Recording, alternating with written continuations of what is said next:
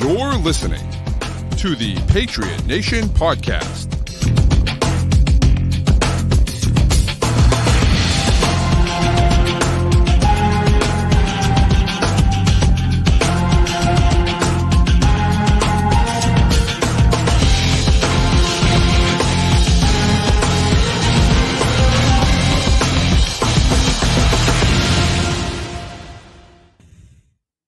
All right, welcome into another edition of the Patriot Nation podcast, and happy 328 to everyone. Happy 328 to everyone out there. I wore the shirt specifically for this occasion. This episode, as all of our episodes, are brought to you by Prize Picks, which is the official daily fantasy sports app of CLNS Media. If you download the app, you put in the code CLNS, they're going to match your first deposit 100% up to $100. That's a heck of a deal. Matt, here we are again, my friend. And we are inching closer to the draft. We are officially less than a month away from the beginning of the draft. And I'll take it. I'm just waiting for this freaking draft to come. Yeah, no, we've been talking about this draft since October. Since, I think the moment I think we officially moved on to the draft was when they went down to Miami and lost. And that was the game where Kendrick Bourne tears ACL in that game, or was it the next one? Ooh, good question. It might have been that one. I don't remember, to be completely honest with you. In and around there, Yeah. You beat Buffalo, you think you got maybe a shot to do something, and then it all falls apart immediately. You get injured, and we're on the next season. So we're almost there to the draft. This is a great time of year, Pat. If you just like watching, big boys throw ball far, like if that's what you're in this for, is a great week. In the next guys in shorts throwing footballs. Yep. Yeah, you just want to see athletes just like run and jump and throw things. Right. Like this is fantastic. Like, does it mean anything for their draft stock? Absolutely not. Is it fun to watch? Sure. I'll watch a dude, spin around, start doing pinwheels in the backfield and throw a ball 80 yards. Sure, why not? Yeah. Couldn't agree more. It is definitely that time of year, unfortunately, and it's just the takes are crazy right now. We're going to get into it with the quarterback rankings and stuff, but it just feels like blabber at this point. They got to fill the time with something. So they'll be, they'll say something, right, 100%, right? And listen, I mean, we're doing the same thing, but it's like, we're not throwing out outlandish takes either. So, no, at least if we do, we genuinely believe them. That's a great point. We're not necessarily smart, so we'll say some dumb things, but we actually believe the dumb things that we say. That's the difference. So, authenticity, baby. Exactly. That's right. We might be dumb, but we mean it. That's right. Exactly. I'll tell you, man, the Celtics people are not pleased online right now about the Celtics. Celtics were up 3 at the end of regulation, gave up an offensive rebound and a 3-pointer, and then had 25 seconds to get a shot and just drew up. So they fouled Tatum with like 6 seconds left, and they drew up the worst inbounds play I've ever seen in my entire life. Like, it was just the worst I've ever seen ever. The Celtics have senioritis. They're locked into the 1 seed. They're doing fun stuff. It's a good point. That is a good point. It's fair. It's just these are the times you should be working on those things, not But we're just messing around at this point. It's just guys having fun out there. It's the pro day stretch for them too, right? Right. Like they're just out there having fun, and we'll get to the games that matter. And obviously you'd like to see them perform better, but even then. Yeah, they have a lot of very good performances this season. So I agree. In some ways the season, in some ways the season doesn't even start for them until second round of the playoffs. Yeah, I mean, it's just they have to wipe the floor with the first round opponent. Is the way I feel about it. You shouldn't, that shouldn't go more than 5 games, in the first round. So, we'll see how it goes, but it's and what's crazy to me is that they're in overtime right now in Atlanta, and they're playing. Their starting 5 is on the floor in overtime, so it's interesting. So we'll see. Well, Thad says we're better than Colin Coward, which it's a compliment, I think. Low like bar, that. but I'll take that. I'm glad that we're clearing it. That's why I said so. Kendra Middleton, Middleton, right? Was like saying, guys, because she's a woman, so guys are like, "Do you even like sports?" And she's like, "Would you just stop? Like, of course I like sports. Oh my Like, what do goodness. And so my reply to her was like, you dedicated your life to talking sports. But I'm like, but then again, there's a lot of people in media that maybe don't like sports and just do it for a paycheck. So that may not be the best bar to clear. You know what I mean? There's a lot of guys, unfortunately. You know where you see that the most too? College sports, football and basketball. How many journalists in that will just relentlessly trash their own sport? Is boggles my mind. I just am a Patriots fan. That's why we're here. But I like football. We do this show during the playoffs to just talk about the other games because we like this sport. Like that's. Yeah, and there's absolutely nothing wrong with being a sports fan. Clearly, obviously, the Patriots aren't great right now, but that doesn't mean that we're still not gonna do it. So, anyways, where do you want to start? We got a lot of media stuff going on this week, Pat. Yeah, should we get into Robert Kraft first? Because I'll tell you, Robert Kraft is getting to the point right now where, and listen, we have different. Certainly, and I think we both have different opinions on the dynasty than a lot of people I think do. And a lot of people, Robert Kraft, this and so on, and it just, that to me is silly. But whatever, that's it is what it is. But man, he is just, he's in the media way too much. I don't like it. I don't like the comments. I don't love that he's front and center. He's becoming a lot like Jerry Jones, and I just don't like it. I just don't like it. Yeah, and it's weird. I feel like you don't see many owners doing this. I think back to the Seth Wickersham article a while back talking about how Kraft was starting to make his push to be in the Pro Football Hall of Fame and to do that, which I think he has good arguments to be in that, just as the owner for the most successful run in the history of the sport. That alone, catapulting this into being as big of a brand as it is, I think should get you in. But he's definitely jockeying for that right now. And he does seem, there's a little bit of, it feels like, I don't know, it's not a midlife crisis at this point, but it has some of those vibes, the way he's going around. And I will say, I will give him a certain amount of leash here because it's a whole new identity for the team. And right now, the coach is a new coach in his first year ever as a head coach. The team has really no franchise players of note at this point. You don't have a quarterback. A lot of the guys that people know are older and going to be retiring soon. Like David Andrews is a figurehead for this team. Matthew Judon, but those guys are well past 30. Kraft is the public face of the team right now. He is the most recognizable face around the team right now. And I will give him from, when you have the coaching change up until real football things happen to do his little media tour and have fun with it. But the second it's real football, I don't want him doing any of this. And it's, if he wants the attention, he can get the attention. That's fine. But you can't go saying stuff that could accidentally throw your own GM or head coach under the bus. And I think he would. I mean, we all know he would say things at times with Bill there, kind of hinting at what the expectations were, and that's one thing because they have a long professional relationship, and Bill has a long track record of success.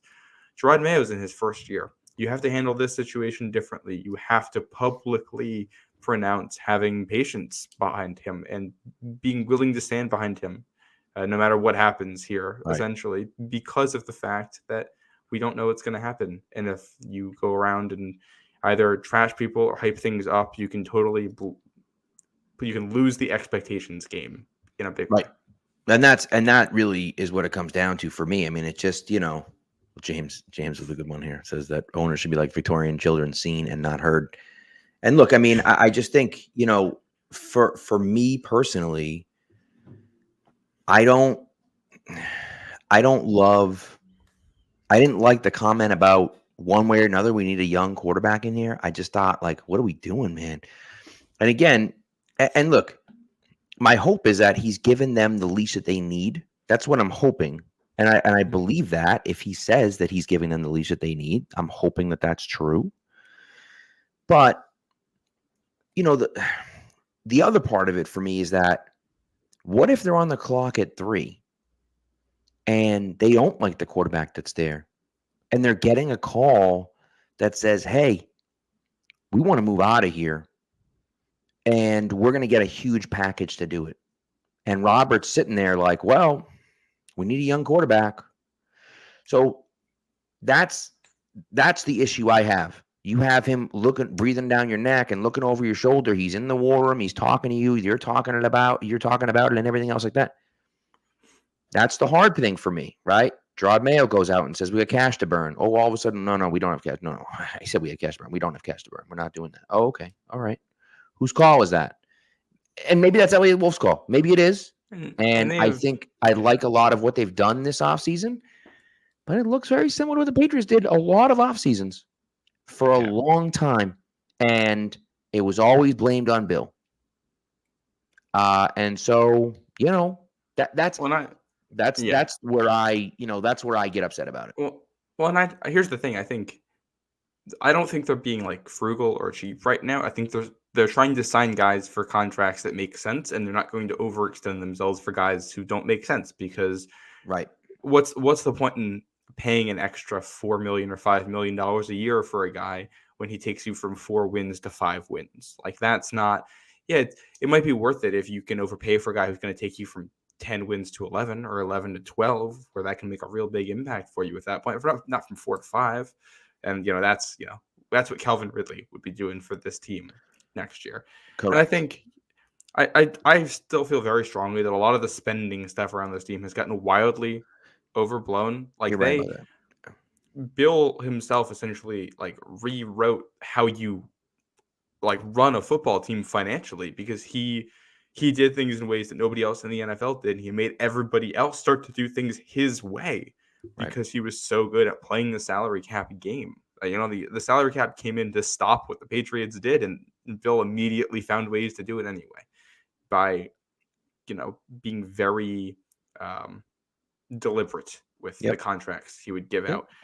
And I'm glad that it seems like they're sticking with that. I don't think they would say it if it were true, but like Gerard Mayo is not throwing Kraft under the bus for cash spending or anything like that. They all publicly seem to be aligned on what the moves are at this point. But you go back to what you're talking about with the draft, look at Parcells, and when it was that was the Terry Glenn draft, right? Yep. Parcells didn't want Terry Glenn, and Kraft said, "Nope, this is who we're picking." That is where I get worried. If Kraft wants to come out and say, "Hey, as a fan, I'd love to have a young quarterback on this team," sure. I mean, he can say that all he wants, but you can't be putting your thumb on the scale in the draft room, or more than putting your thumb on the scale, you can't be telling them, what to do in the draft room because of what you want, not because of what they want. That is where you absolutely cannot cross that line. And you talk about basically every bad goodness Celtics, good or bad. DeJounte Murray just hit a fadeaway jump shot in traffic with 0.1 seconds left on the clock. Oh, brutal. Golly. Yeah. That's the game. Yeah. But anyway, what do you call it? No, every bad organization in the NFL usually starts with an owner weighing in on personnel decisions that he shouldn't be weighing in on. Yeah. And the only one where you can say it's even kind of worked out is Jerry Jones, because, for all the lack of playoff success they've had, the Cowboys have been a competitive team every year, and they never really, but even that, like, that's playing a risky game to get into that. And, as we get closer to actual football decisions, I'd like to be hearing less and less of Robert Kraft and a lot more of Gerard Mayo and Elliot Wolf and whoever the new players are going to be too. Yeah. That I agree with wholeheartedly. That's what you need to do. You need to be hearing from them and not from Robert. It just doesn't, So, and we'll see. And look, this may all be moot, and maybe they're sold on a quarterback. And listen, this becomes the problem, right? The problem becomes if it doesn't work out, now we're pointing fingers. It didn't work out in Carolina with Bryce Young. They started pointing fingers. Oh, David Tepper wanted Bryce Young, and we wanted CJ Stroud. Was that true? I don't know. But he can say that now because it didn't work out, right? And so those are the things where it's like, I don't think Mayo's going anywhere. But is there a chance that they draft Jaden Daniels at 3? It doesn't work. And then they say something like, wow, I mean, they didn't want Jaden Daniels. Robert Kraft's the one that wanted Jaden Daniels. And that's why, I don't know. And I'm not saying that that's going to happen, but not that they said it, but it gets released. It gets leaked to the media that Robert Kraft's guy was Jaden Daniels. And that's why, and so on and so forth and everything else. You talk about leaking to the media. It was leaked to the media a month ago now that Bill Belichick's guy was Jaden Daniels. I don't know where that came from, but that's a really weird leak to come out. That's a really strange thing. Yeah. And it could be absolutely nothing, but you never know. Talking about Kraft saying things, we didn't get into the specific quotes, but I actually don't know what the podcast was that he was on today. It was like a barbershop thing with, I think Brandon Marshall that was on it? I thought it was Devontae Adams. Devontae Adams was on it with him. Yeah.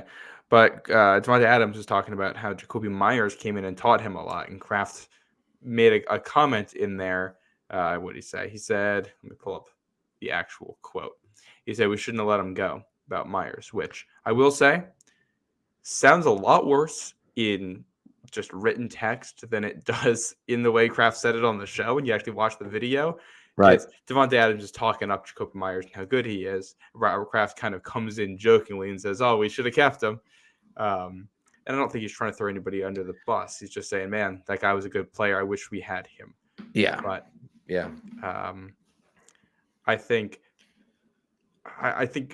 from everything we understand, Kraft has largely been on, outside of Tom Brady himself, been on the outside for pretty much all personnel decisions.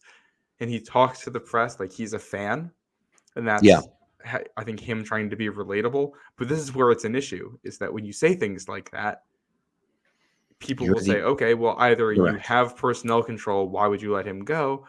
Or if you thought, he should have stayed, what are we doing with the front office? What's going on? And I think it is genuinely just a lighthearted comment of Kraft being a fan saying, I liked that guy. I wish he was still here. And then not more to it than that. But you open yourself up to people reading into it more when you open your mouth and say anything at all. Right. I agree.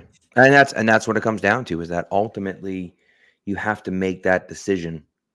That's the guy, right? Like, he's the guy who signs the checks. And so he can say it as a fan and he can joke around and he can have fun.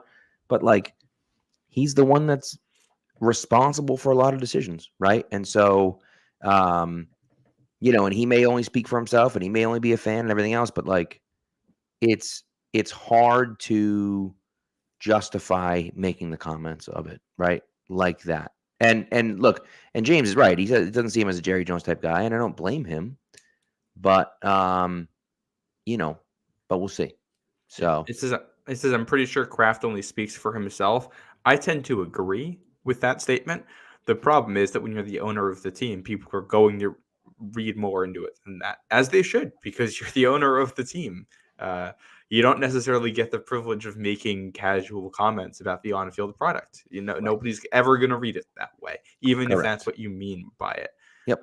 And then, you get into the minutia of it and the whole Jakobi Meyers situation and the whispers, the rumors, I don't know how much truth there is to it, was that Belichick wanted to keep Meyers, and it was Elliott Wolf and some of the newer people who were the ones saying, hey, let's move on and go for Juju Smith-Schuster instead. And they kind of convinced Bill on it and were the ones that were behind that, which then, again, complicates things. Because what I think Kraft means is, I liked watching Jakobi Meyers, and I wish he still played for the Patriots. And it's not more than that. But people are going to see you think they should have kept Jakobi Meyers, then you promoted the guy who wanted to get rid of Jakobi Meyers. Right. And it's tough, and you walk that slippery slope, right, as the owner. So, look, ultimately, it's not the end of the world. The thing for me is that you have to let the football guys make the football decisions, and as long as Robert Kraft is doing that, I don't have a problem with it. And again, are they going to make mistakes? Even if it was Wolf and the new guys that wanted Juju and wanted to get rid of Jakobi, it was the wrong decision. Obviously, right? That's obvious to everyone.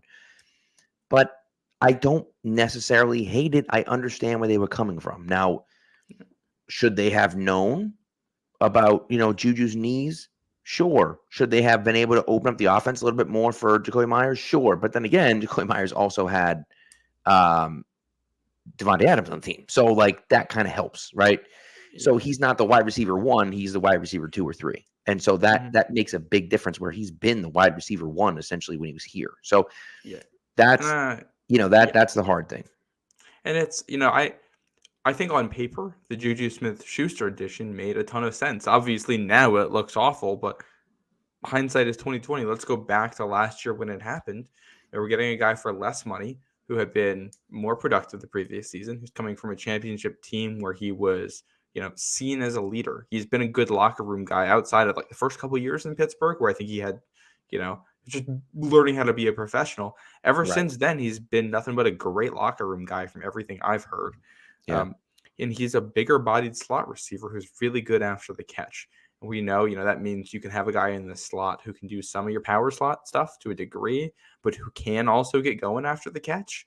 And when your receiver or when your quarterback is Mac Jones, which is what we had, then that's kind of what you want, isn't it? Right. A big body target he can hit who will then make plays happen. The guy who he can hit at 5 yards who will turn it into 25 yards. Yep. It's just they whiffed badly on evaluating the medicals around that situation. And I think the other part of this is that they bought really high on him. Juju Smith-Schuster was available super cheap on the market the year before. Yep. And I was advocating for signing him the year before. And they did this a couple years in a row. They do it with Juju Smith-Schuster. They do it with Nelson Aguilar, signing these guys after they have like career years. And it was, they were at a high, you're buying high, and then they don't live up to it after that. And that's kind of your own fault for being in that situation. How many times did we watch Patriots players who were, second or third best option, have really good seasons in New England, and go somewhere else and never be that guy again? Now we're buying on the other end of that. I don't like that aspect of it, but from the player profile perspective, getting a shifty slot guy was something that was needed for this offense. And now, of course, they did back their way into it by drafting Demario Douglas, and they ended up getting that guy anyway. And I think if you knew you were getting him, you're definitely just keeping Jacoby Myers. And I think Myers born Pop Douglas, and you feel a lot better about where your offense is right now. Right. Yeah, we'll see. We'll see. So, anyways, can I don't know. Did you see the other Kraft comments today too? The other clip from that same podcast? I did not. Because he obviously the negative ones, or presumably negative ones, are the ones that are getting the attention. But he also he talked in there about why Gerard Mayo was the next head coach. I did see that. Yeah. And he said he watched how Gerard worked with the team and said, that's my next head coach. In the last decade, the players coming into the locker room are different. How you relate to them, connect to them. I think he can relate to young people today. And he and Devontae Adams were going back and forth about this, about how younger players are different and how you need coaches who relate to them. And I think that's a very good point. I think Bill has generally he's had a good eye for picking coaches who relate to the players. For all of the issues with Pete Carroll, he related to the players really well, and I think he got on that hire almost too early. But it was the right hire in theory. It was just wrong timing.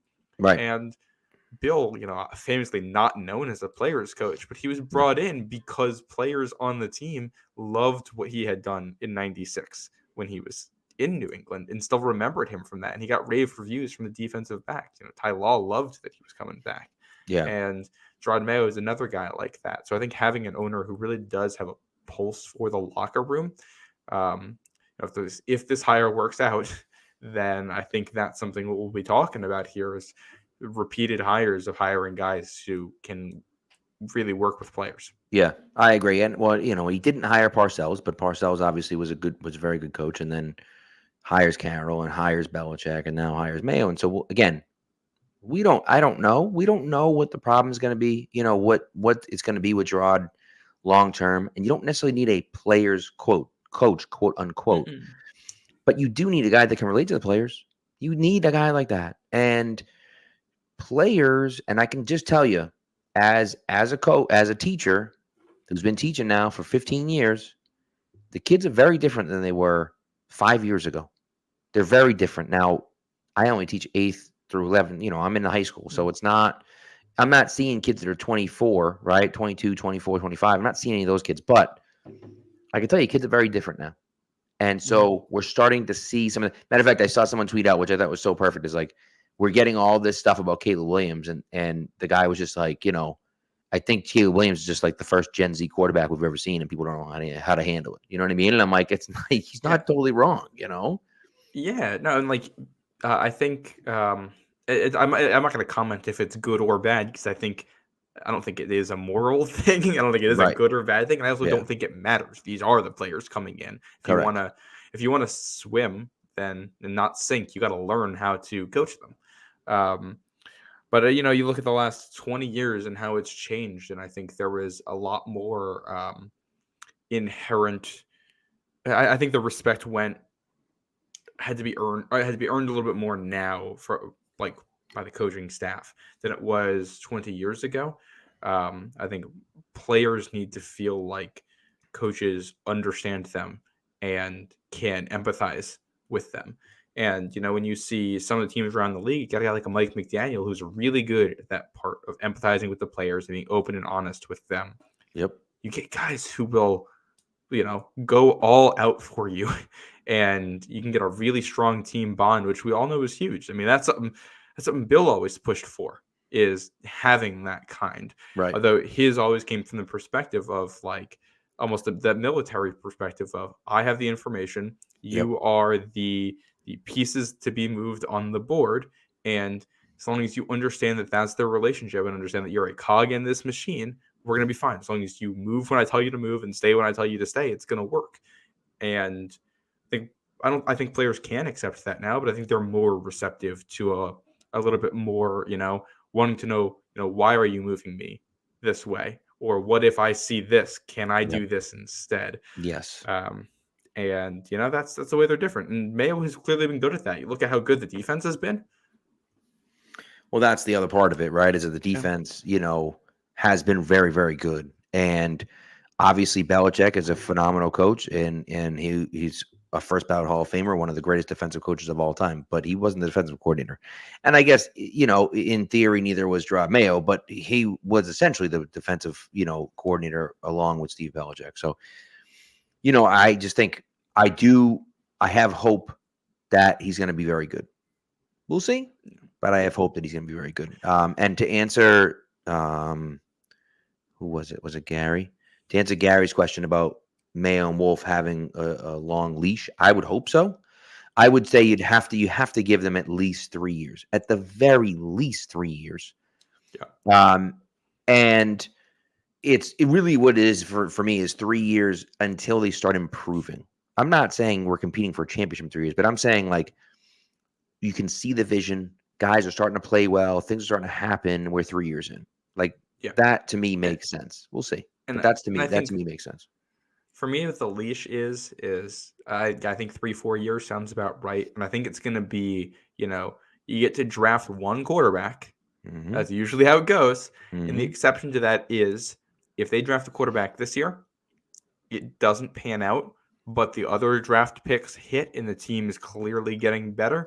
I think they'll get a chance to draft a second quarterback or acquire a second quarterback. Right. In some ways. Well, and the other way that this gets interesting, I think, about how long the leash is like, let's say, we see the situation in Dallas where it is still very much up in the air what's going to go on with Dak Prescott in the future. Mm-hmm. The Patriots don't draft a quarterback this year, and Dak Prescott is in the open market. Patriots are sitting there with crazy amounts of cap space again and no quarterback. I think you got to go sign him. I think that's the move you have to make. And that puts you in a very interesting perspective for the leash situation, because at that point, as long as the team is competitive and the draft picks are somewhat decent, those guys are going to have, as long as Dak Prescott would be here, plus drafting a quarterback. That's when the clock starts on it almost, because you're dropping in a guy who is a borderline Pro Bowl guy right away. So, yeah, I mean, the hate for Dak is wild. The hate for Dak is wild. He's a good quarterback. He's not more than a good quarterback. He's a good quarterback. Right. He's better than Kirk Cousins in my eyes, and I like Kirk a lot. I agree with you. Yeah, James, by the way, says that the Europeans celebrated correctly 28-3, not 328. That's a good point. Great point. Today, yes. And I believe he says, remember which quarterback the Patriots drafted around before Dak went? Was that Jimmy G or Jacoby Brissett? I think it was Jimmy. Was it 2014 or 2016? Was it 2014 or was it 2015? I think Brissett was 16, wasn't he? Brissett was 16. Was it 16? Did Dak come out in 2016? It was Brissett. Wow, 2016. Wow, 2016. So he's still pretty young. Yeah, no, he'll be 31 this season, I think. Yeah. So he's not super old. I mean, and look, I know people don't necessarily like it.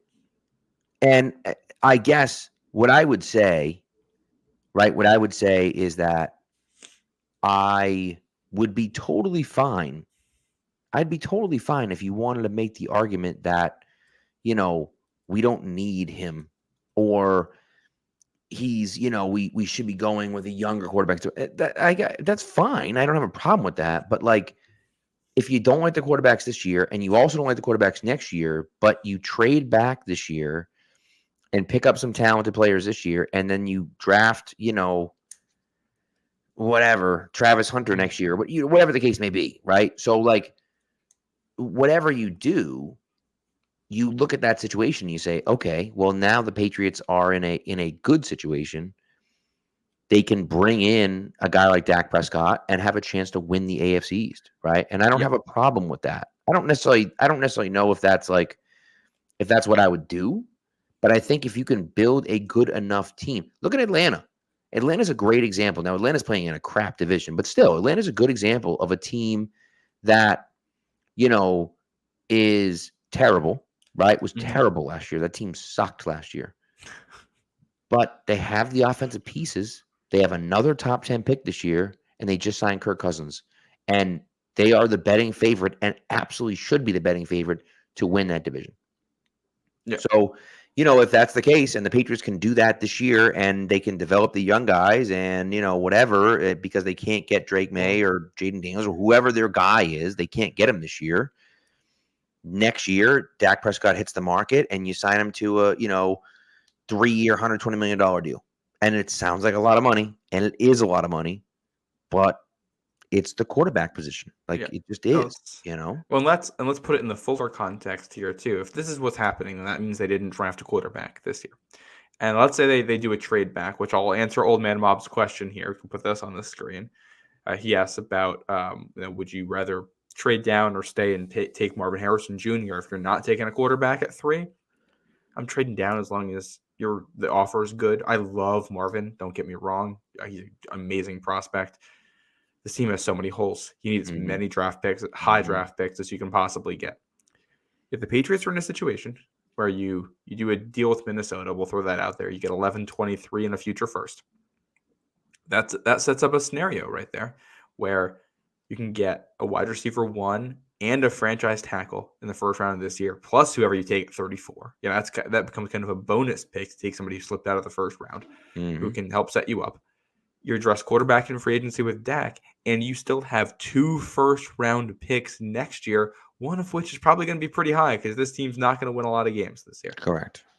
That's the way how you turn things around and go from bottom of the division to competing to win the division in a hurry, especially because the Jets aren't going to be anything by then. They'll be out of the Rodgers window at that point. Right. And then what this does for you long term, because Dak, with his age, if you sign him, he's probably 3 or 4 year deal. Yeah. That gives you 2 or 3 years to figure out your quarterback situation after him and to build around him and to build an offense, and to play meaningful, winning football while also planning for the future. And that's kind of exactly what you would want. When the Chiefs went and got Alex Smith, they did it because he was an upgrade and you don't know how high it's going to get you. And eventually, you turn that situation into Patrick Mahomes. That's always the ideal. Obviously, easier said than done. But, clearly, right. But still, that's why I'm not against getting a stopgap veteran who's, still a top 15 quarterback in this league. Yeah. Yep. So, and Gary's right. And we'll address that. All right. Let's take a break. I want to come back. We got one more media report in here that I want to mention because I don't know if you saw it. No. Let's see. Do you see, not media report, you see what Brian Kelly said today? LSU head coach? Oh, about Washington. Yeah, he said. I think that's pure media. I think it's pure media. Is it? Because what happened was Brian Kelly was getting asked about Jaden Daniels and what he was going to do, and what his strengths are, what his game is like, and he went on a long, I think it was like a 90-second answer about what he does on the field, and he ended it by saying, and that that's how he can contribute for Washington, in a way that sounds, I don't know. To me, it sounded like it was almost a slip because he knew that Washington likes Daniels. See, I think he kind of let that go at the very end. That was the very end of it, and he kind of slipped it in right at the end there. He could just be trying to hype up his guy to go number 2. That's always possible. What I think. That's what I think. We'll see, but that's what I think. I don't know, but it's Brian Kelly, and I'm not necessarily inclined to give him the benefit of the doubt on things like that. And that's why I would never tell Brian Kelly that we're drafting Jaden Daniels number 2. That'd be insane. Also very fun. So, but you never know. All right, let's take a break, and then we'll come back. We're going to talk quarterbacks, rank our quarterbacks. Mm-hmm. Oh, baby. And then we'll go from there. All right, quick break, and then we'll be back. Football season may be over, but the action on the floor is heating up. Whether it's tournament season or the fight for playoff home court, there's no shortage of high-stakes basketball moments this time of year. Get in on the excitement with Prize Picks, America's #1 fantasy sports app, where you can turn your hoops knowledge into serious cash. Now, Prize Picks even offers injury insurance so that your entries stay in play, even if one of your players gets injured. For basketball games, if you have a player who exits the game in the first half and does not return in the second, that player projection won't count against you, and the rest of your entry stays live. Now, this week for me, I have Steph Curry for more than 29 points, and Nikola Jokic for more than 10 rebounds, and then Caitlin Clark for more than 30 points, and LeBron James for more than 7 assists. So download the app today and use the code CLNS for a first deposit match up to $100. Prize Picks. Pick more, pick less. It's that easy.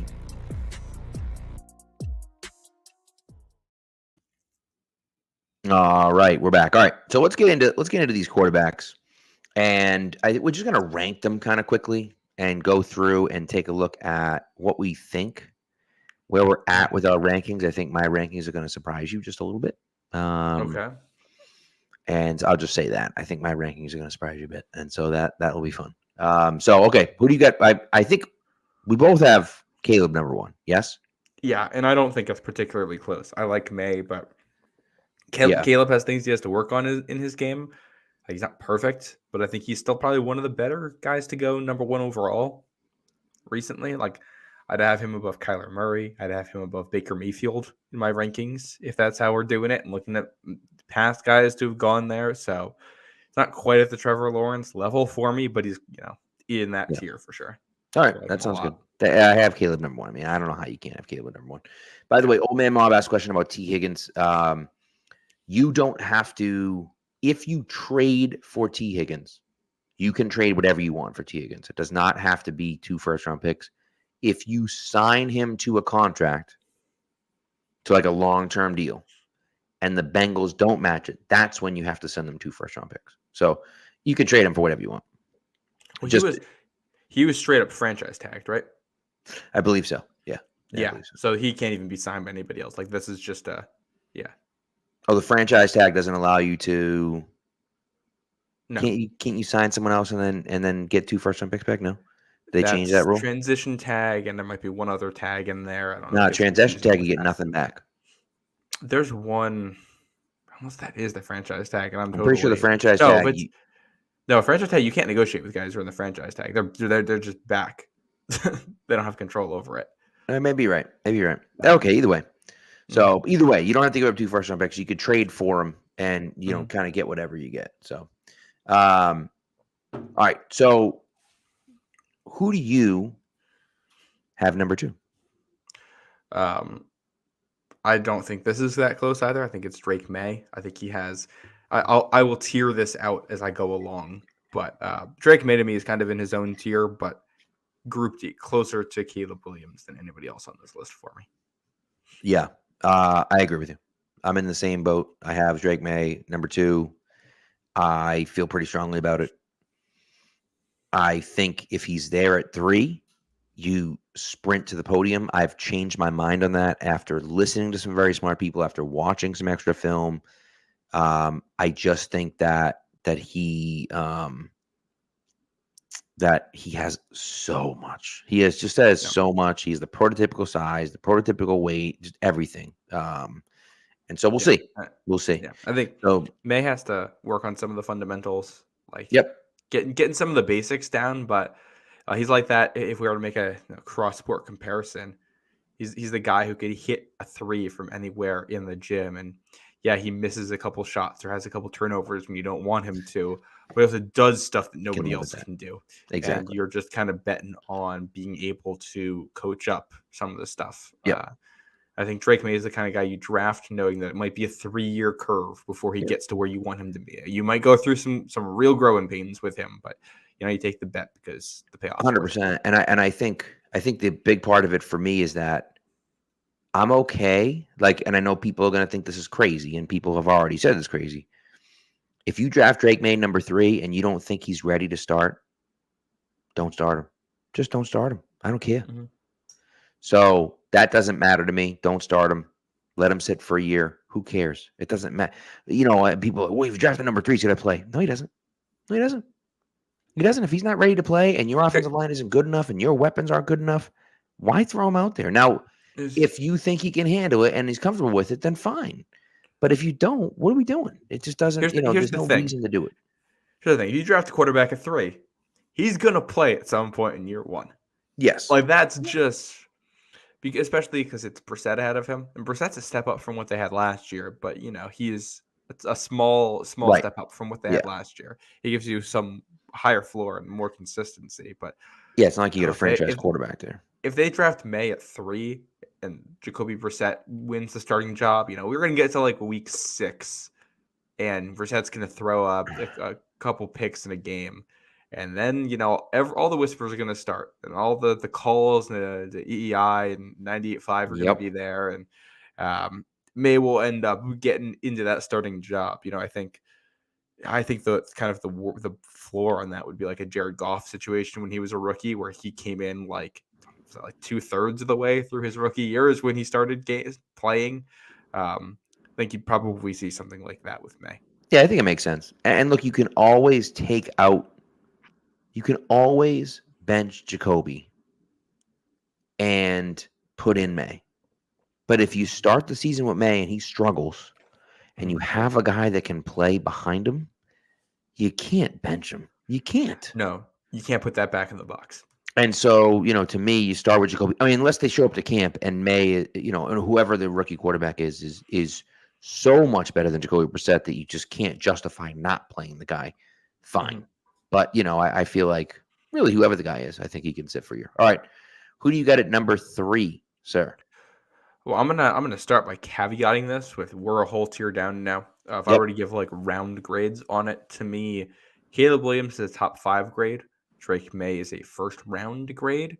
And this to me is where you start to get into the late first, second round grades, which when you then convert that to quarterback, Mark, if you're a second round grade on a quarterback, you're going to go in the first round. That is how that works. Correct. Yeah. My guy here is going to be JJ McCarthy. And I think you can go either way with 3 and 4 here. But I like McCarthy's youth. I like the way he throws the ball. I think he has really nice touch over the middle of the field. I like how versatile he is. He's a guy who can throw in the pocket. He's a guy who can throw on the move. He's a guy who you can do designed runs with, and he's okay with it. So I have some questions about him throwing to his left. I still have a couple questions about his footwork, but he's very moldable. You take a young quarterback who's very coachable, very moldable, and you try to develop him into something, especially in Alex Van Pelt's scheme. He's a huge, huge scheme fit for what they want to do in New England, with lots of play action stuff and bootlegs and all kinds of that stuff. He overstrides a little bit when he throws, and that's going to have to get worked on. And I think the other concern is his tools are good. They're not great. He might max out being Dak Prescott. And that's why, he's going to be firmly in a second round grade for me, because I think that's where you max out. But you can win a Super Bowl with that guy if you get the right team around him. Yeah. So I like it. So here's how I did my rankings. It's a little bit different, but I wanted to be different. I wanted to talk about it a certain way. My rankings are not necessarily how I would rank the quarterbacks 1 through 6. Instead, I looked at it and said, if I'm in the position that I'm at, if I walked away from the draft, who would I be happy with the Patriots having drafted?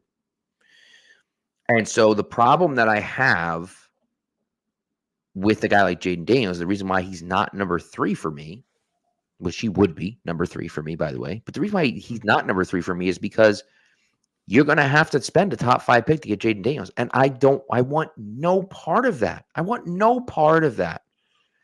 And so everyone from 3 down to me is a late first round pick. Mm-hmm. And so if you're telling me I got this guy at the late first round pick and I could pick Jaden Daniels would be the pick, right? If it's late first round, that's not going to happen. It's never going to happen. And so for me, number 3 is Michael Penix Jr. Michael Penix Jr. is my number 3 quarterback because you can get him. If you move back to 11 and 23, I think you can get him at 23. I think you can draft him at 23. You might be able to draft him at 34. Maybe not, but you might be able to draft him at 34. And I'd be okay taking him at 23 or 34.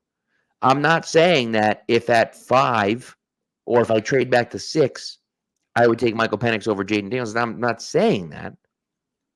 But I'm also saying I want no part of Jaden Daniels where he's going to have to get drafted. I want no part of it.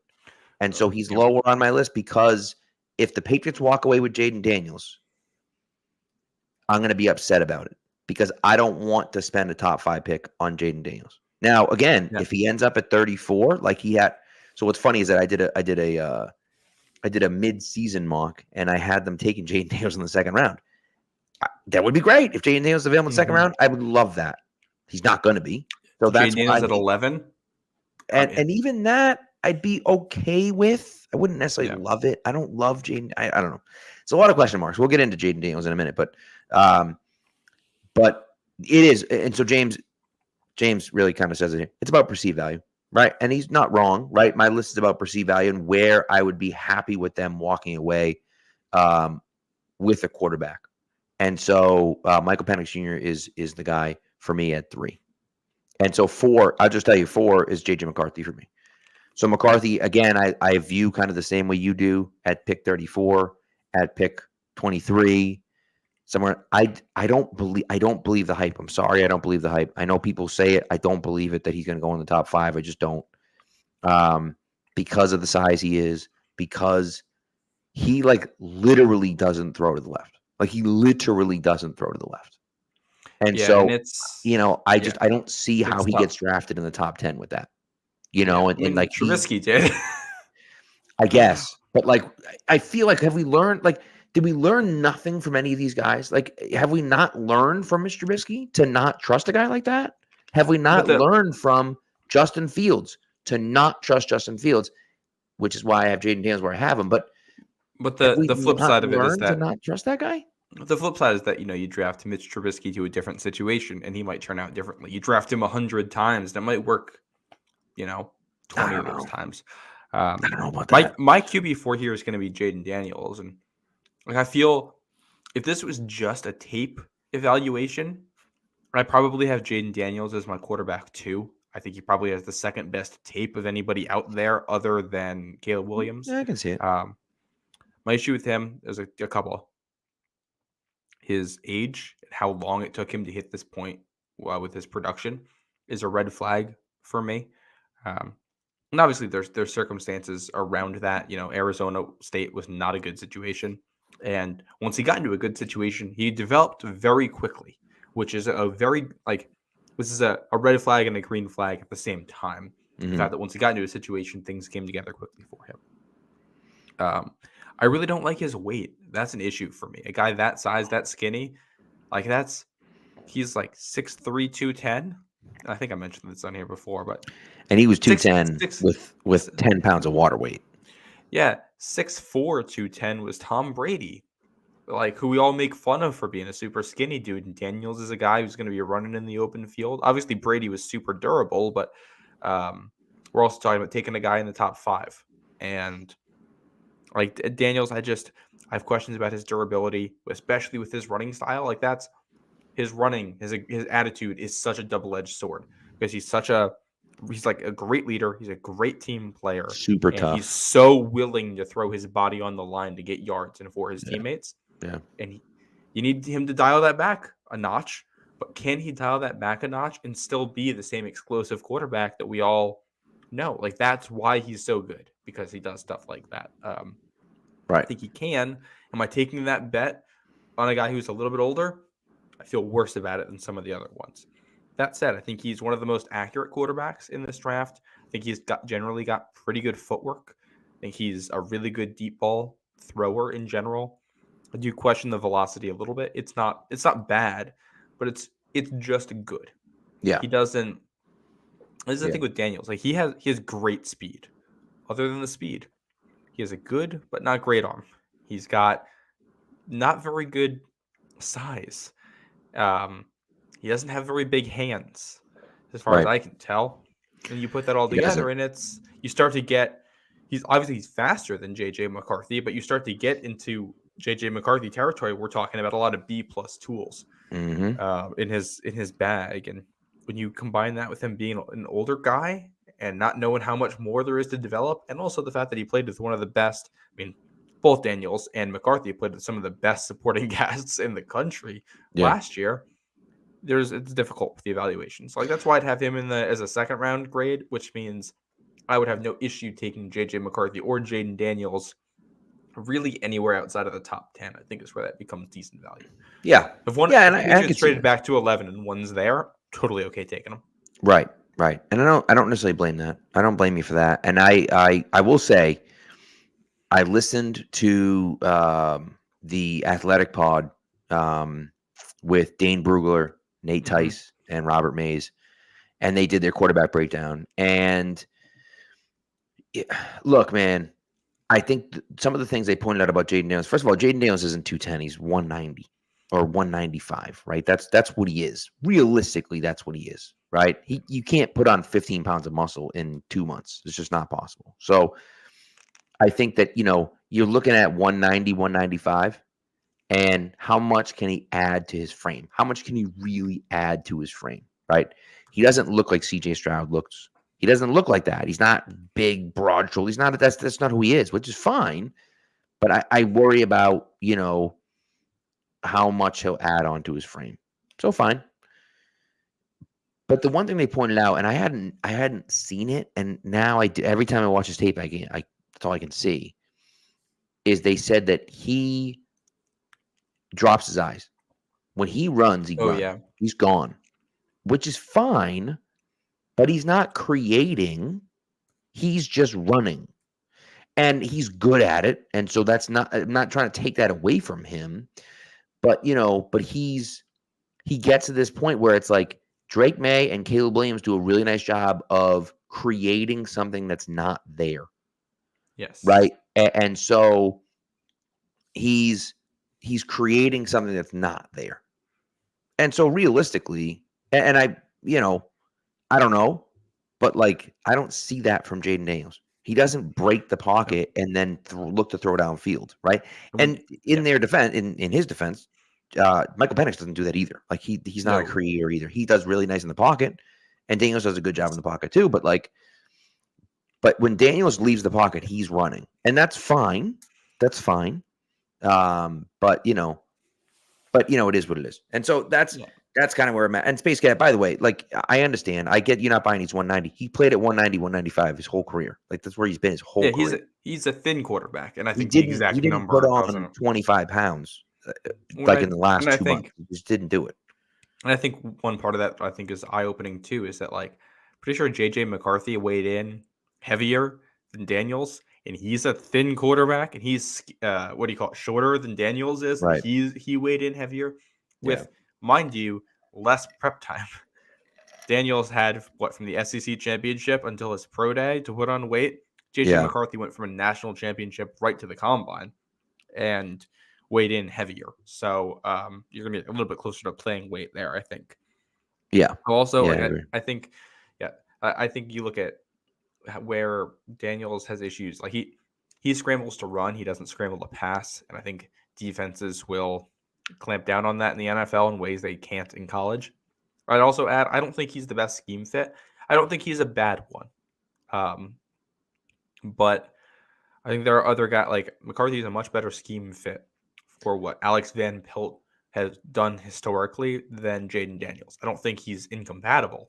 Right. But if we're taking that into consideration, I have it essentially neck and neck with McCarthy and Daniels, but I'm giving the tie to McCarthy because of age and scheme fit here. Which I get. All right, who do you got for you had 5? Was Daniels for 4 for you? So you had 5. So down to 5 for me. This is where I go down a whole other tier again. Yep. This is going to be Bo Nix for me.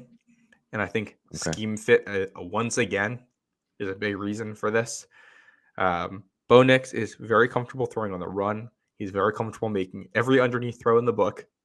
He can be a mobile quarterback. He's experienced. He might never be more than like the 20th best quarterback in the league. But I feel good about him being able to step in and operate a basic offense on day one. And he might, if Bo Nix is good year one, he could be better than Jacoby Brissett right off the bat. Yeah. As a guy you draft in the second round. I have a lot of questions with Nix. His decision-making late in the down is tough. An area where he needs to improve.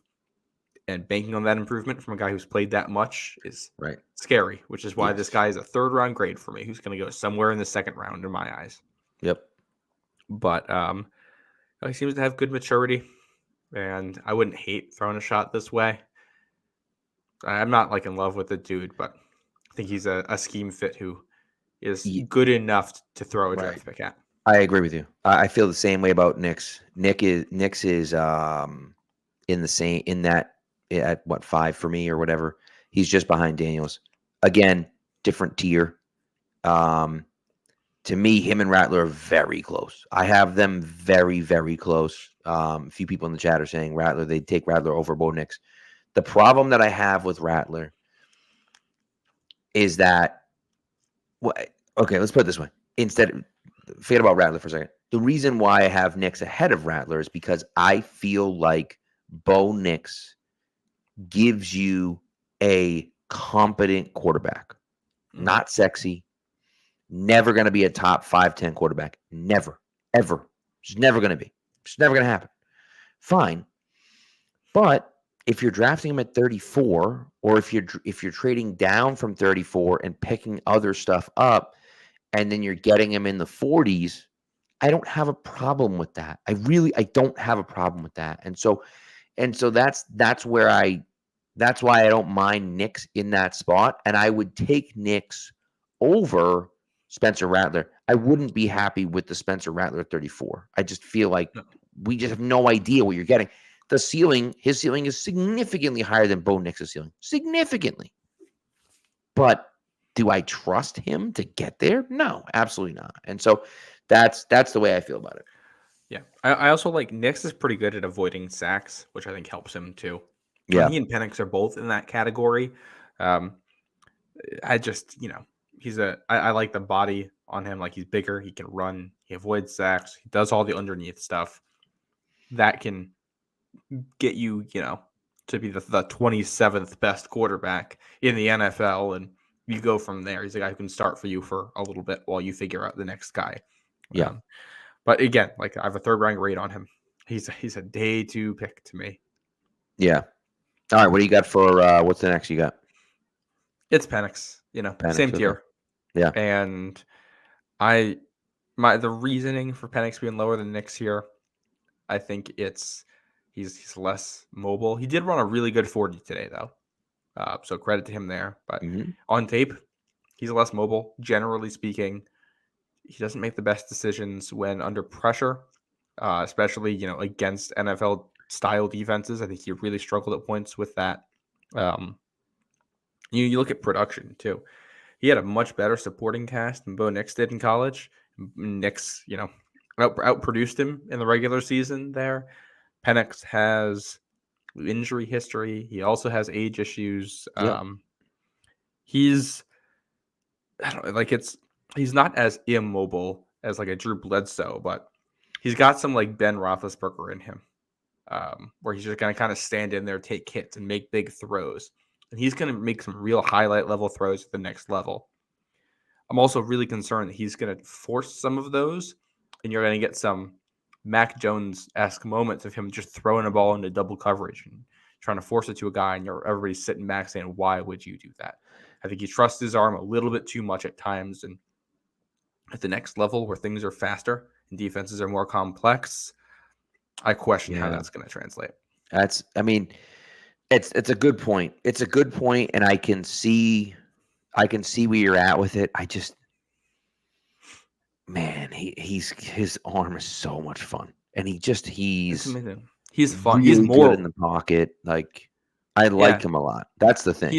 He's way more fun than Bo Nix is, by a mile. Yeah. Unfortunately, I think the highs and lows of that probably lead you to a worse outcome than you get with Nix. Right. Yeah, I agree. So, who do you have? No, where do you have JJ McCarthy in yours? I have McCarthy just below Penix. So he's 6 for you here?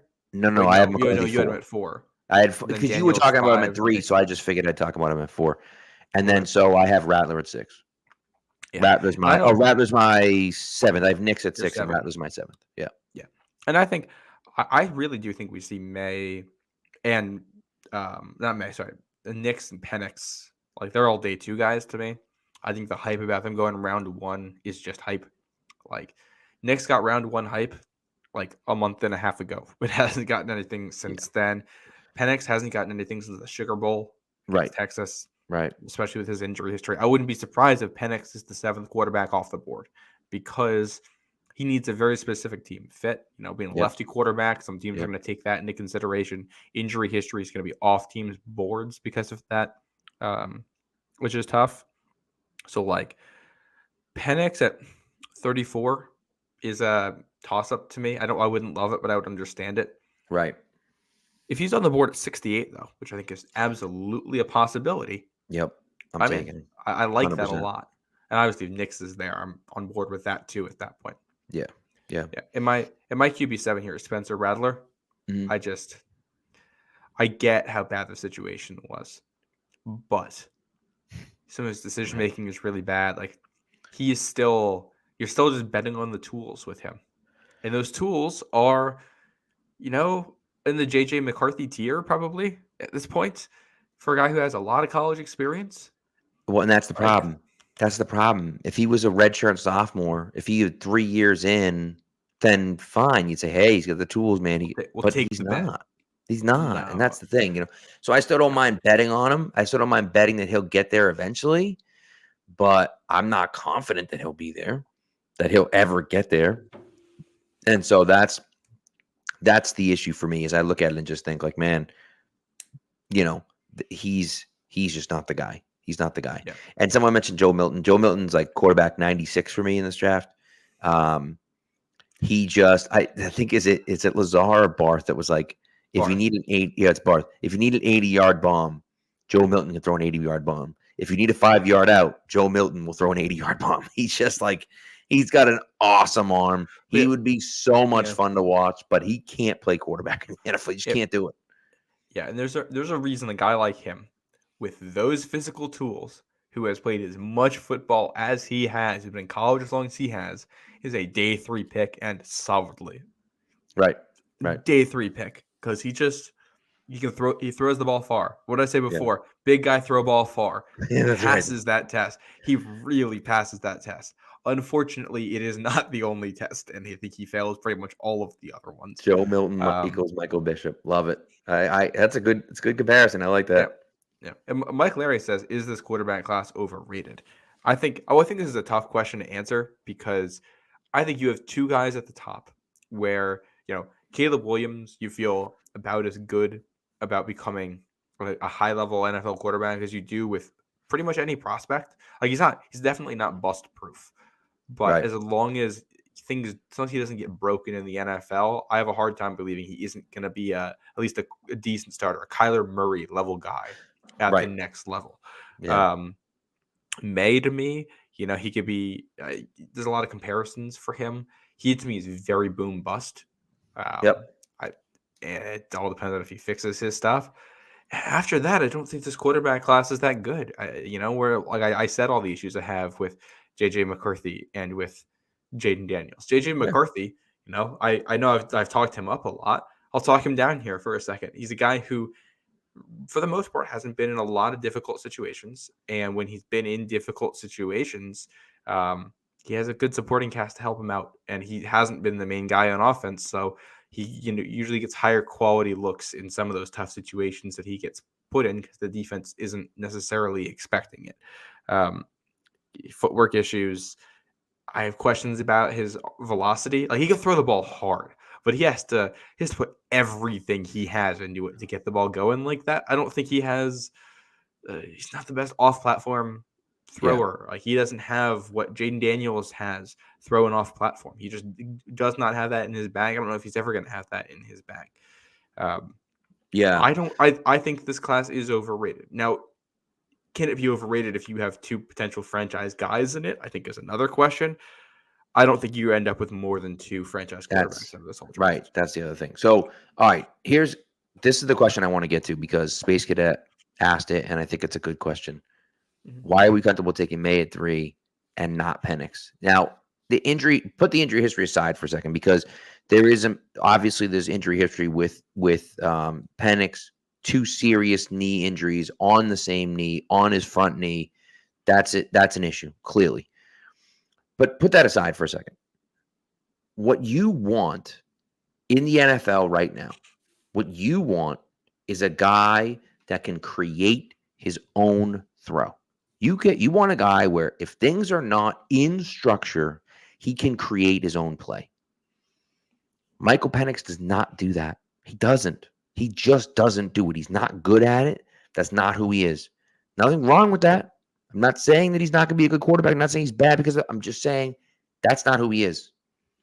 If I'm taking a guy, and so I don't believe that without elite weapons, a guy like that can be a top 5 quarterback in the NFL. I don't believe it. The way that we're moving right now, the way the NFL is moving, I don't believe a guy that can't create out of structure can be a top 5 quarterback in the NFL. And that's who I'm, maybe top 10. That's who I'm taking in the top 5. And so that's why I don't believe that Penix is that guy. Now, listen, again, you want to take Penix at 23? I don't have a problem with that. But, that's where I'm at. I think that May's ceiling is so much higher. I do. But Penix, he throws the hell out of the ball, and I'm excited about him. And I do think if you trade back and you take him at 23, I'm okay with that. But I'm certainly not taking him in the top 5 or in the top 10. No, and you talk about injuries. Drake May never missed a game due to injury. He's gotten banged up in games. He never missed one. Right. Michael Penix suffered a number of serious injuries. He didn't play in more than 7 games in a season until 2022. His first 4 years of college, I believe, were all shortened by injuries. Now, there might be one in there that wasn't. Ended early due to catastrophic injury, and and that doesn't necessarily mean that that's going to follow him around. He may not fall. He may be fine, right? He may never get hurt seriously again, right? And so the injury history is the injury history. But again, if you're splitting hairs and you get in there and you're trying to figure out who am I drafting, well, that's a really easy one to look at and say, man, 2 ACLs in the same knee, and it's his front knee, the one that he's going to be planting with, that has the best chance of getting hit as he's throwing. That's worrisome.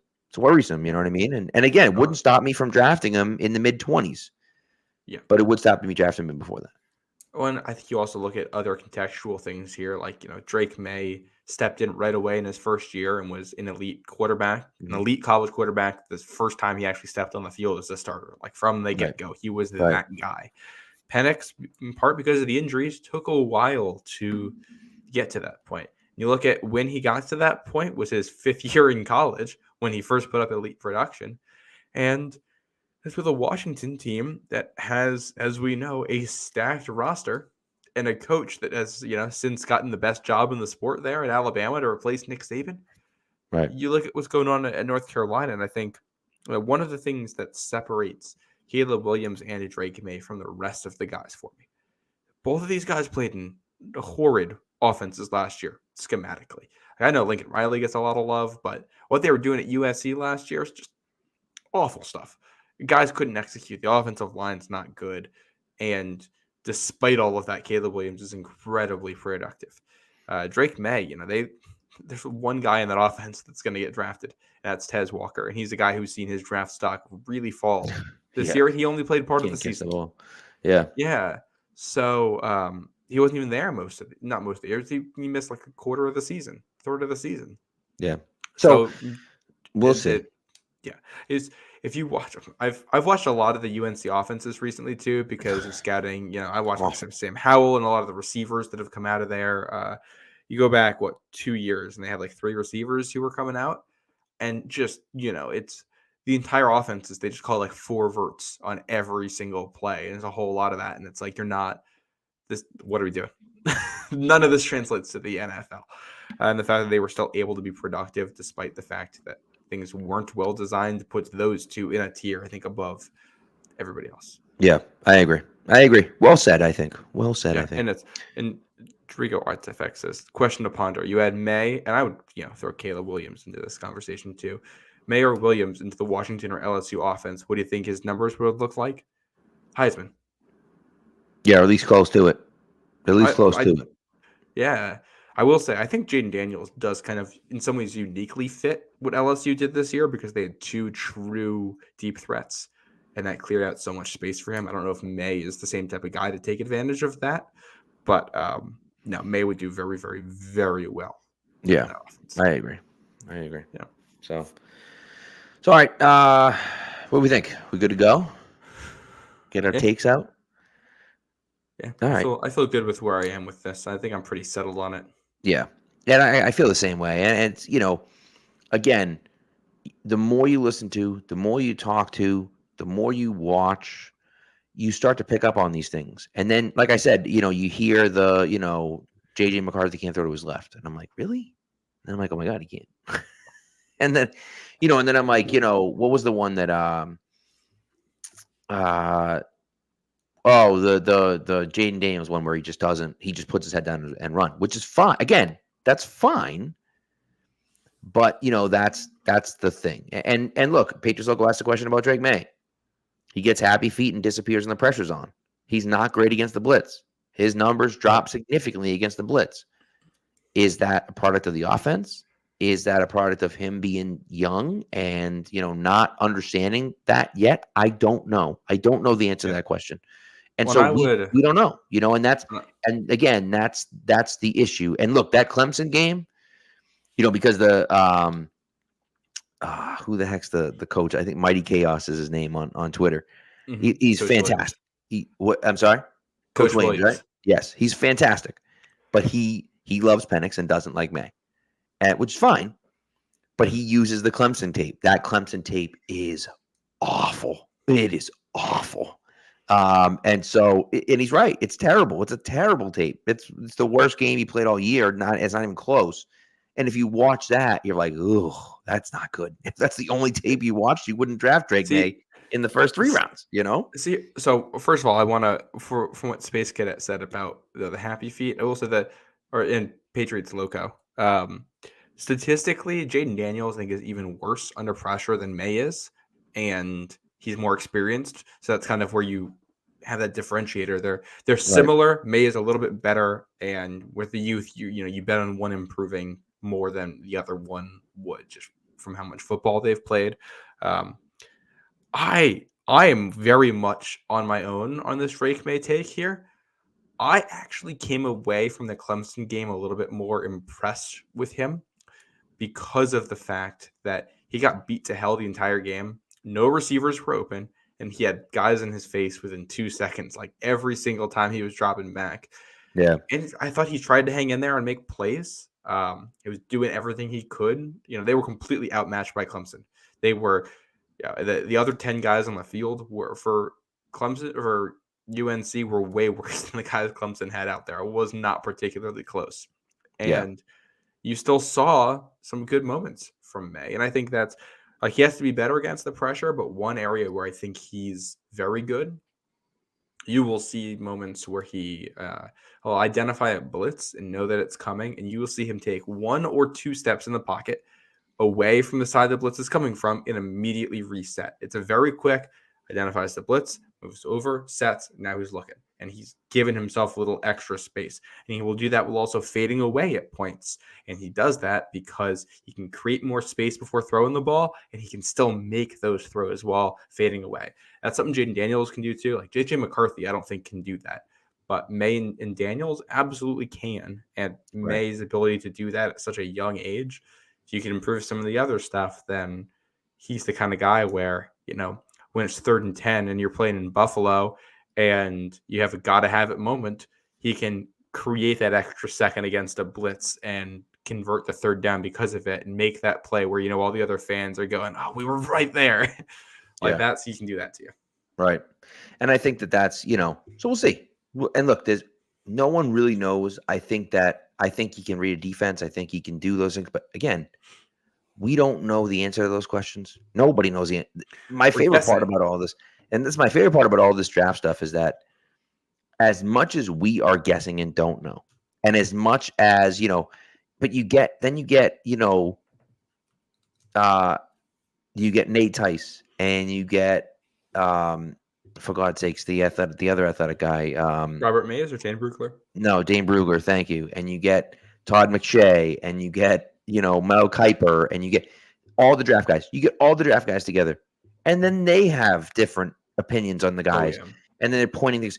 And so that's the thing for me is like, nobody knows anything. Right. And so, and the teams don't know things. And, so that's the part for me where it's like, hey, we feel like we know what we're talking about, but nobody actually knows the right answer. And so that's the issue for me, that I look at it and think like, all right, nobody really knows what's going on. But if you trust your evaluation and you're confident with a guy like Drake May, and you feel like Drake May is the guy, we can take him at 3. Drake May goes 2 to Washington. Well, now we're trading out of 3. Right. And so, so that's the issue for me. Right. So we'll see. Yeah, and it's the other part of this too is it's hard to learn from past evaluations because I'll bring up a trendy pick like Sam Darnold back in the day. Yep, Sam Darnold right now is a bust, but he was an incredibly talented guy who ended up in a bad situation. Mm-hmm. Was he a bad evaluation? Should he have not as gone as high as he did, or was he a guy who just didn't get developed properly? If the Patriots pick him in 2018 and he sits for 2 years behind Tom Brady and starts in 2020, is he a different player? Nobody can answer that question because part of this process is looking at the guy and saying, like Drake May, I love him. I have him as my number 2 quarterback in this. I rated him as a 1st-round pick. If Drake May was a complete and total bust, it would not shock me at all. Right. Because these things have wide error bars. 100%. I'm looking at Trevor Lawrence. Yeah. Trevor Lawrence, was a generational quarterback. If he had come out after his freshman year at Clemson, he would have been the number 1 pick. Yeah. Right. And so then he comes out and he's been fine. He's been just but he hasn't been great. That's for sure. And I agree with you. He's been just good. And like we said it at the time, like if he wasn't good at football, then no one knew anything. And he's been okay, but certainly not this generational player. And part of that is because of the situation that he got drafted into, right? And so unfortunately that's the situation that you're in. Well, that's Urban Meyer being his coach, and then quite frankly, this past season, his wide receiver 1 was Calvin Ridley, and it did not work. Yeah, he dropped a whole bunch of touchdowns. Like that's one of my apprehensions behind signing Ridley and giving him all that money is we just watched him be number 1 wide receiver for a young quarterback, and he was just really okay at it. He said very poorly designed offenses down there in Jacksonville. Yeah. So we'll see. What was I gonna say? Yeah, there's a few other guys, Michael Pratt, who I haven't really watched a ton of, to be honest with you. I haven't watched any Tulane. Yeah. There's the in Western Kentucky. Yes. I have not watched it all, but I find that interesting. Well, they just throw the ball a ton at Western Kentucky. Right. And that always interests me. Like, if he is an undrafted free agent, that interests me because he's an older guy, too. I think he's a 5-year guy who transferred up. And it's like, all right, a guy who's a veteran who's thrown the ball a ton as an undrafted free agent to compete with Bailey Zappi. Right. Sure. That as a profile, I got no problem with that. Interests me. Yeah. But not anything more than that. I agree. Also, James asking if we're traveling north to New Hampshire or Vermont to see the solar eclipse. We are not. It's going to happen right at release time, which is interesting. So, when you get out of school. School release time. Yeah. So right around that time. Right now, I'm in New York. The weather here is supposed to be cloudy for that, but we're supposed to get like 90% coverage here. We're supposed to get still a mostly full eclipse here in New York. So there you go. Yeah, I think I'm gonna take my camera outside around the eclipse time and see if I can get a couple pictures of it. Maybe a little time lapse of the. I like that. I like that. Yeah. Should we take this one last question from Old Man Mob and then wrap up? Yeah. Yep. Old Man Mob asks, wide receivers to pair with Drake May, wide receiver to pair with Jaden Daniels in the draft. Got any immediate thoughts there? I don't know. Well, so you're drafting, obviously, if you're drafting May, you're drafting him in the first round. Maybe Daniels is 11, you're trading back, and then maybe you're drafting a guy at 23 or a guy at 34. I just think, I don't know if it really matters. Maybe, Drake May, you draft a guy who has better long speed, right? Like a guy like Xavier Worthy, or, like a guy that runs more deep routes than say a guy like Ladd McConkey, who I think would be the best pick at 34. By the way, I don't think Ladd McConkey should be there at 34, but I think he's going at 33. but I think that's interesting. So Ladd McConkey, I think, is an interesting question, but it's like, yeah, he's not a deep threat, but that doesn't necessarily matter. Man, I don't know. I mean, look, give me all the receivers. Give me the good receivers. Just let me draft a good receiver, whether it's A.D. Mitchell, whether it's Malachi Corley, whatever, whomever it is. I don't know if I necessarily have to find a guy specifically to pair with either one. I do wonder if, you want to throw it a little deeper. You know what I mean? I think similar guys would work for either one. In part because of what the Patriots offense needs. I think you got a couple guys you feel good about in the slot for New England, so you're looking for an outside guy no matter what. And I love a Rome Odunze, but you're not going to find a true big body X, I don't think, after day one. Maybe not, but I'll go. My picks here, I think Drake May. I'm going to take Troy Franklin from Oregon. Okay, he's fast. Mm-hmm. He's been very productive there, and he's a really good separator down the field. I could see that. Like, he could be the Tez Walker, but better. He still has the hands issue, but he separates more. He's more productive. He's faster. Just a much better route runner than what Tez Walker is now. So I'd go Troy Franklin with Drake May, and for Jaden Daniels, I'm gonna go a little deeper into the draft for this one. How about Brendan Rice from USC? That interests me because I think he's the bigger body guy who can be kind of what Brian Thomas was in that LSU offense this past year. I think he can win some contested catch stuff and be a physical guy outside for you. And he's no Rome Odunze. He's not anywhere near that tier. But I think I see the fit. I like that. I like that a lot. Johnny Wilson, please, God. Please no. Please no. Who Johnny Wilson reminds me of? Johnny Wilson reminds me of Hakeem Butler from Iowa State. I was such a big Hakeem Butler fan. I love Hakeem Butler too, but I was like, oh, he's like big enough to play tight end, but he's like, a wide receiver, and it was like, yeah, he's a tweener. He's never going to work. And Johnny Wilson's the same way. He's slow. He's tall and slow, but he can't block, so he's not a wide receiver. And he can't block, so he's not a tight end, and he's also not a wide receiver. It's like, what the heck? What good does that guy do? Sure. I think Johnny Wilson will have a pretty long career bouncing around the NFL as like a Mike Gesicki or like not even that good, but he'll like Butler didn't. Well, I think Johnny Wilson's better, but I don't know. I really don't know. I really don't know. I like Hakeem Butler. I like Denzel Mims too. The year after that, I've been way off on these Big 12 receivers. Yeah, you're not alone. Stay away from those. You are not alone. By the way, Matt gave us his top 6. He had Daniels, Penix, May, Williams, Nix, and McCarthy. Williams at 4 is surprising. But all right, I'm down with it. And then Thad gives us Daniels at number 1 as well.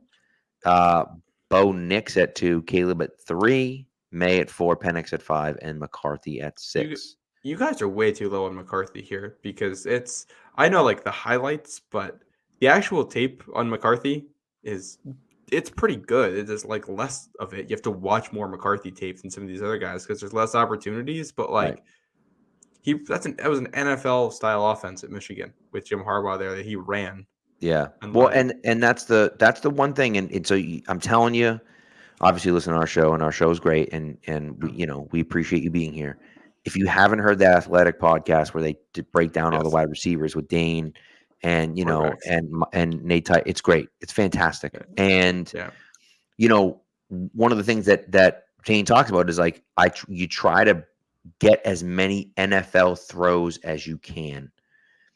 And so the JJ McCarthy is like, you only see a few a game because he attempts 12 passes a game. You have to watch the whole season to get, an accurate portrayal, but he can make all of the throws. Whereas, you can see that in 2 games from Drake May and Williams. You know what I mean? So that's interesting. Also, one more here. Old Man Mob. Williams, Drake May, JJ McCarthy, Jaden Daniels, and Penix. Sounds like yours, isn't that? Sounds pretty much just like Nix before Penix. Nix before Penix. Yeah. Got it. Okay.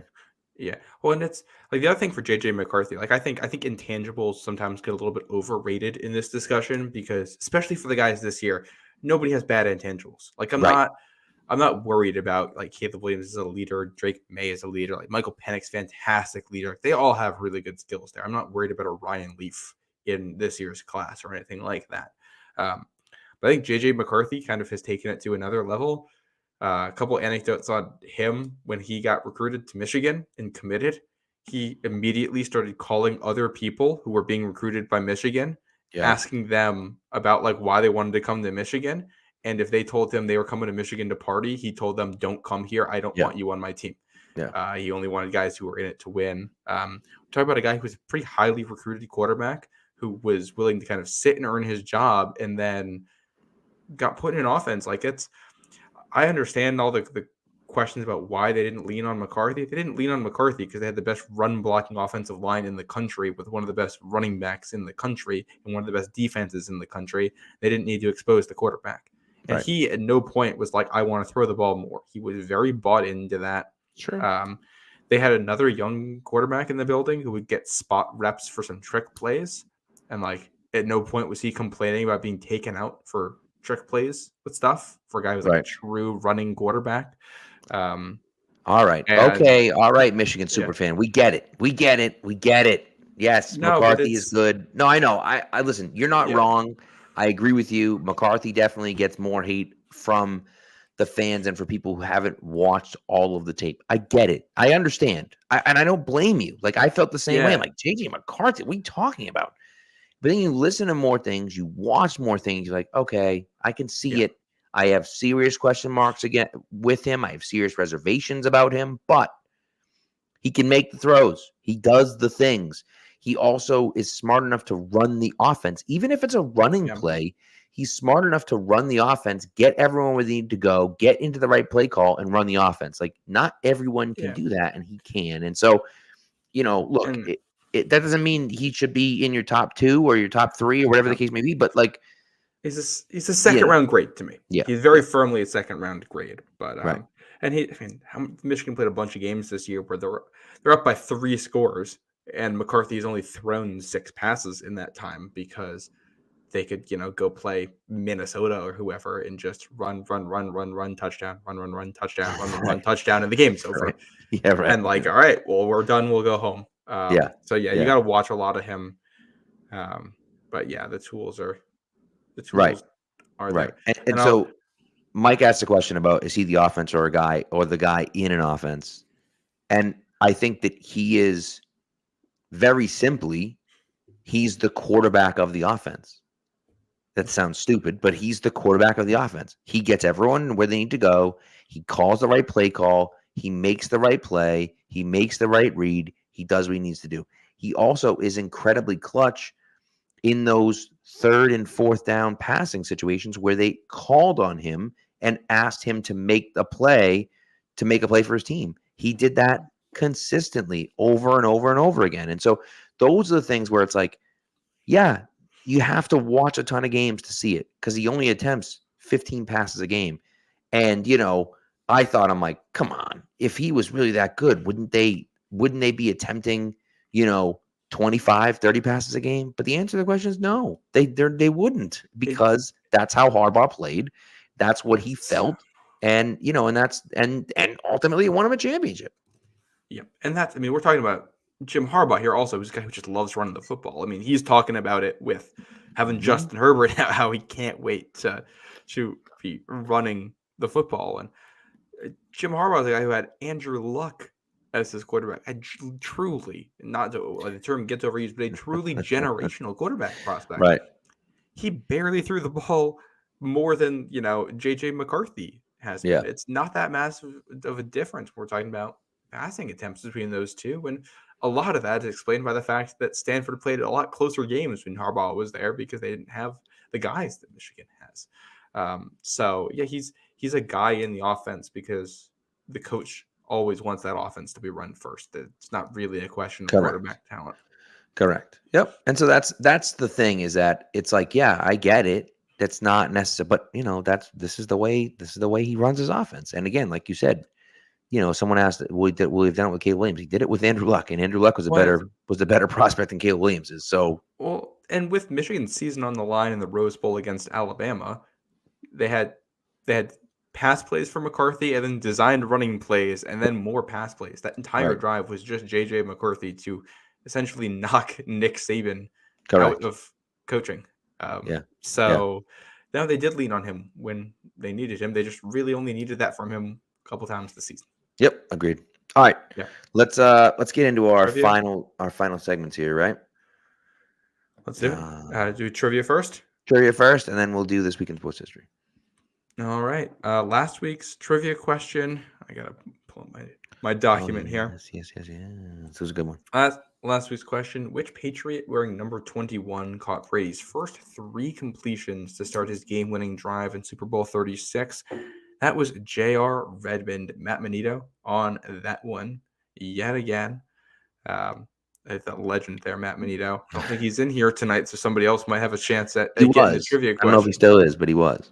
Yeah. Tonight's trivia question on 3/28. It's pretty simple. Who led the Patriots in both receptions and receiving yards in Super Bowl 51? Throw the answers in the chat. Matt Manito is here, so you better get your answer in fast if you wanna get this one. Super Bowl 51 receptions and receiving yards. Who led the Patriots? We should know that. We should know that. But who knows? We shall see. As always, we'll do our answer. We'll give the answer to that one next week. Next week. That's correct. Yeah. That's correct. Yes. All right, here we go. My favorite segment. Here we go. And now for something we think you'll really like. This week in sports history. Okay.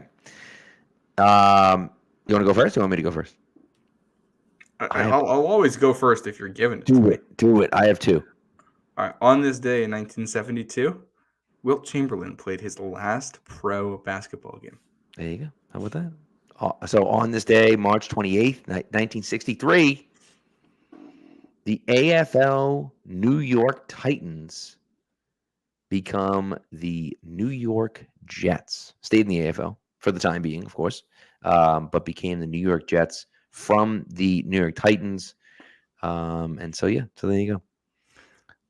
So, and I was going to do, I have another one, but it's kind of silly, but I kind of like it. 1891. Oh boy. March 28th, 1891. The first ever World Weightlifting Championship was won by Edward Lawrence in London, England. How about that? Very nice. Very nice. That's a way to wrap it up. So there you go. Yeah. All right. Well, I think it's time to wrap this up and go catch opening night for the Red Sox. Oh, yeah. So excited. That's awesome. They are winning as of right now. Raffy Devers hit a bomb. Yeah. Hit a bomb. But, we'll see what happens with this team. But, baseball is back. Okay. They stink. They probably do, but they don't yet. 0-0. That's great. That's a great point. It's a great point. They probably do, but we'll wait for the proof, which we might have in a week. But right now, they haven't lost a game. Haven't lost a game, undefeated. I like this. JETS is an acronym for just end the season. Classic. So, all right, everyone. Well, thank you so much for coming through. We appreciate the stream as always. The comment section as always. We appreciate you guys, and we'll be back Monday night breaking down Matt's mock draft 4.0. Oh baby, love it. All right, we'll see you then, guys. Have a great weekend. Enjoy. Have a happy Easter if you guys celebrate. If not, enjoy the weekend, and we'll see you on Monday.